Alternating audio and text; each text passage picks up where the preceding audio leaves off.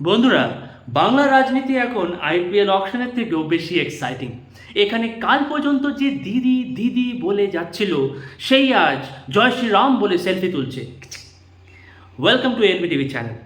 আজকে আমরা কথা বলবো ওই পলিটিক্যাল আর্থকুয়েক নিয়ে, যেখানে গসিপ চলছে তৃণমূলের কিছু এমএলএ নাকি বিজেপি ওয়েটিং রুমে বসে আছে। আর এই পুরো গেমের মাস্টারমাইন্ড হিসেবে নাম উঠে আসছে শুভেন্দু অধিকারী। বাংলার মানুষ এখন একটাই প্রশ্ন করছে, পিসির ভাইপো এখন কোথায়? আগে মাইক্রোফোন দেখলেই স্পিচ স্টার্ট হতো, এখন মনে হচ্ছে মাইকটাও সার্চিং নেটওয়ার্কে দেখাচ্ছে। দেখুন বন্ধুরা, বাংলার রাজনীতিতে আইডিওলজি এখন উবার বুকিংয়ের মতো, যেখানে ফেয়ার বেশি গাড়ি সেখানেই ঘুরে যাচ্ছে।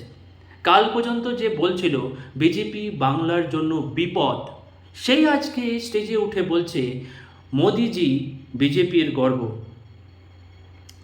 মানুষও এখন কনফিউজ লেভেলে ম্যাক্স। ভোট দিয়ে ভাবছে, আমরা কি নেতাকে ভোট দিয়েছিলাম নাকি ট্রান্সফারেবল প্রপার্টি কিনেছিলাম? রাজনীতিতে এখন লয়্যালটির এক্সপায়ারি ডেট আছে। পাওয়ার থাকলে দিদি আমার প্রাণ, পাওয়ার কমলে আমি তো আগেই থেকেই ন্যাশনালিস্ট। আর এইসব দেখে পাবলিক বলছে নেটফ্লিক্সও এত সেশন চেঞ্জ করতে পারে না। এবার আসি শুভেন্দু অধিকারীর কথায়।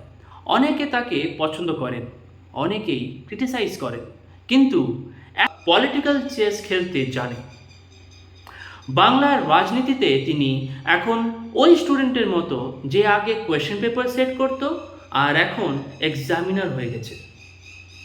তাই অনেক নেতার টেনশন, দাদা আমাদের কোন ফাইলটা নিজের মাথায় রেখেছেন।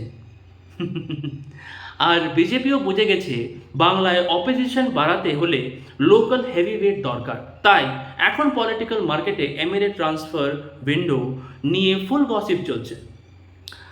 মানে ফুটবল ট্রান্সফার মার্কেটের মতো অবস্থা। ব্রেকিং নিউজ, এই নেতা নাকি ওভারনাইট আইডিওলজি চেঞ্জ করে ফেলেছেন। আর এবার আসি পিসির ভাইপোর চ্যাপ্টারে। আগে প্রতিদিন ফায়ার স্পিচ হতো, এখন অপোজিশন জিজ্ঞাসা করছে ভলিউম কম কেন। কিছু লোক বলছে স্ট্র্যাটেজি চলছে, কিছু লোক বলছে প্রেশার বেড়ে গেছে, আর কিছু লোক বলছে সার্ভার ডাউন চলছে, আপডেট চলছে। সোশ্যাল মিডিয়ার যুগে এখন কিছুই লুকিয়ে রাখা যায় না। আগে যে জিনিসটা টি স্টলে গসিপ হতো, এখন সেটাই হ্যাশট্যাগ হয়ে ট্রেন্ডিং। আগে নেতারা বলতো মিডিয়াতে দেখানো যাবে না, এখন পাবলিক বলে দাদা স্ক্রিনশট কিন্তু অলরেডি ভাইরাল হয়ে গেছে। বাংলার মানুষ এখন অনেক স্মার্ট, শুধু স্লোগানে কাজ হয় না।